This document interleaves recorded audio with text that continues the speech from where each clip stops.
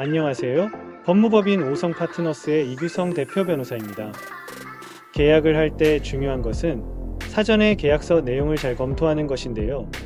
특히 영문 국제 계약서의 경우 국가별로 다른 법과 상황의 차이가 있기에 더 꼼꼼한 검토가 필수라고 할 수 있겠습니다.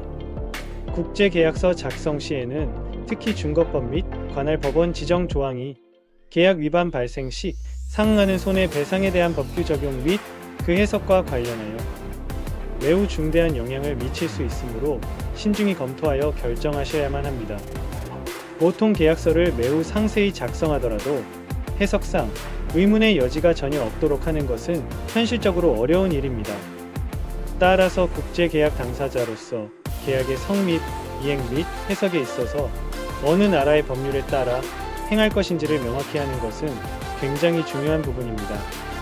가끔은 국제계약서 상에 양 당사자 간의 분쟁이 있거나 계약 해석과 관련하여 합의가 이루어지지 않을 경우 국제법에 따라 해석되고 적용된다는 내용이 포함되는 경우가 있는데요. 그런데 이 국제법이라는 문구 자체는 상당히 애매해서 사실 국제계약서 상에서 사용해서는 안 되는 표현이며 계약 양 당사자 간에 어느 한쪽 국가의 법을 중거법으로 설정하는 것이 일반적입니다.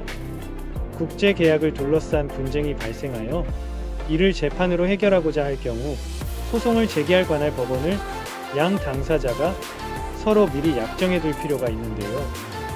만일 재판 관할에 대한 합의가 있는 경우라 할지라도 이것이 당사자 국가에서 유효한지 아니면 판결의 집행을 처리하기에 적절한지 등을 미리 종합적으로 검토하여 결정하는 것이 좋습니다. MOU는 양해각서로서 일반적으로 국가나 기업 간에 서로 협력하자는 내용으로 작성하는 일종의 합의서인데요. 보통 정식 계약서를 작성하기 전까지 당사자 간에 합의된 내용을 정리하기 위한 목적으로 활용되는 경우가 많습니다. MOU 작성 시에는 유의해야 할 점들이 있는데요. MOU에는 계약 체결의 동기를 포함하도록 하는 것이 바람직합니다. 계약 체결의 동기를 나타낼 수 있다면 이는 나중에 동기의 착오에 따른 계약 분쟁이 발생할 경우 유용한 근거로 활용될 수가 있습니다. 양 당사자 간의 정보 공유 및 기밀 보장 의무에 대한 내용은 반드시 들어가야 하는데요. 이런 부분을 포함시킴으로써 추후 상대방이 제3자에게 정보를 유출하여 피해를 보게 되는 상황을 미연에 방지할 수가 있습니다. 또한 양 당사자가 해당 MOU가 법적 구속력을 갖지 않기를 원하는 경우에는 non-enforceability 조항을 넣는 것이 필요한데요. 특히 리걸 바인딩 여부에 대한 조항을 명시함으로써 MOU가 법적 구속력이 있는지 여부를 명확히 할 수 있어야 나중에 법적 구속력을 두고 분쟁이 발생하는 것을 막을 수 있습니다. 간혹 서로 다른 나라의 당사자들 간에 국제적인 금전대차 계약서를 작성하게 되는 경우가 있는데요. 앞서 살펴본 바와 같이 중거법과 관할법원 조항은 나중에 법적 분쟁 시 기준이 되는 관할법과 관할법원의 설정에 관한 내용으로서 반드시 면밀한 검토를 통해 나중에 불리하게 될 우려가 없는지 등을 잘 살펴보셔야만 합니다.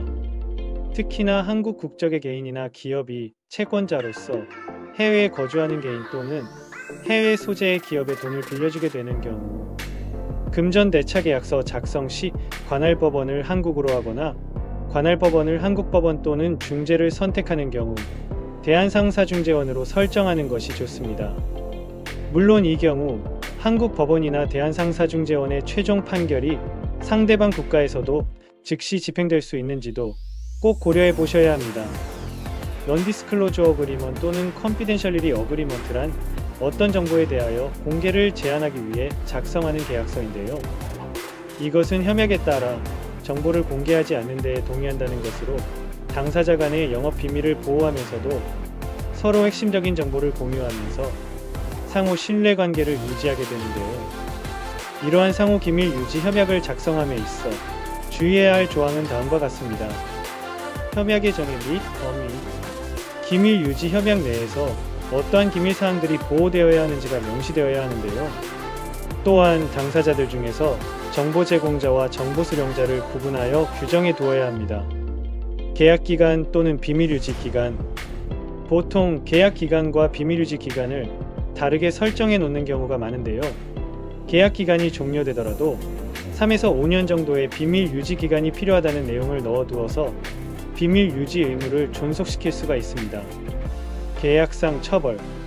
당사자 간의 합의에도 불구하고 계약 위반이 발생할 경우 위약금 또는 처벌 규정을 미리 구체적으로 작성해 놓음으로써 추후 위반으로 인한 피해나 손상 계산이 힘들 수 있는 것을 미리 보완해 놓을 수 있습니다. 변호사 비용 및 법정 비용. 또한 만일 계약 위반이 발생했을 경우 변호사 비용과 법정 비용 등에 대해 정보 수령자 즉 정보를 유출한 당사자가 책임을 지도록 계약서 상에 명시해 두는 것이 좋습니다. 기밀 유지 협약은 사적인 사업 정보를 보호할 수 있다는 점에서 라이센스 계약, 계약상 거래 노하우 또는 영업비밀 등에 반드시 필요한 협약이라고 할 수 있는데요. 따라서 상호 기밀 유지 협약을 작성할 경우 위와 같은 내용들을 유념하여 반드시 확인하시고 계약을 체결하는 것이 좋습니다. 보통 다른 국가의 언어나 법률 또는 국제법 등에 대해 알고 있어야 국제계약서를 보다 안전하고 꼼꼼하게 검토할 수가 있는데요. 이것은 단순히 영어를 좀 잘한다는 것을 넘어 풍부한 법률적 이해를 기반으로 해야만 가능한 일입니다. 국제 영문 계약서를 들여다본 적이 있는 분이라면 잘 아시겠지만 법률 영어와 일반 영어에는 상당한 차이가 있는 편인데요. 그리고 계약서의 특성상 기업 내부에서의 검토도 중요하지만 그것만으로는 부족할 수 있습니다. 회사 자체적으로 검토를 철저히 하시더라도 최종적인 검토만큼은 기업 법률 전문 변호사, 특히 영미권에서 정통 영어 교육을 받은 해외파 출신 변호사를 통하여 받아두는 것이 안전합니다. 저는 하치키스 스쿨이라는 미국의 보딩스쿨에서 고교 과정을 이수하였고 아이비리그인 브라운 대학교에서 기업경제학을 전공한 뒤 미국 메릴린치의 투자은행 부문에서 애널리스트로 활동하다가 연세대 로스쿨을 졸업하고 변호사가 된 뒤 삼성물산건설 부문 법무팀에서 변호사 경력을 쌓아왔었는데요. 저는 고교 시절부터 미국의 사립기숙학교에서 생활을 하며 탄탄한 영어 실력을 쌓을 수 있었고 대학교와 첫 직장도 미국에서 다녔기 때문에 위와 같은 영문 국제계약서 작성에 있어서는 다른 변호사들과 근본적으로 다른 장점을 갖고 있다고 말씀드릴 수가 있습니다. 복잡한 외국법을 쉽게 이해할 수 있도록 도와드릴 뿐 아니라 억울하거나 불평등한 계약을 하는 일이 없도록 풍부한 국제법 지식과 국제거래 노하우로 전문적인 조력을 통해 안전한 거래를 도와드리고 있는데요. 계약 외에도 협상이나 여러가지 측면에서 원활한 영어 실력으로 조력을 해드리고 있사오니 영어를 활용한 국제적, 법적인 대응에 있어 조력을 필요로 하시는 분들께서는 아래 번호로 연락 주셔서 편하게 상담받아 보시기 바랍니다. 감사합니다.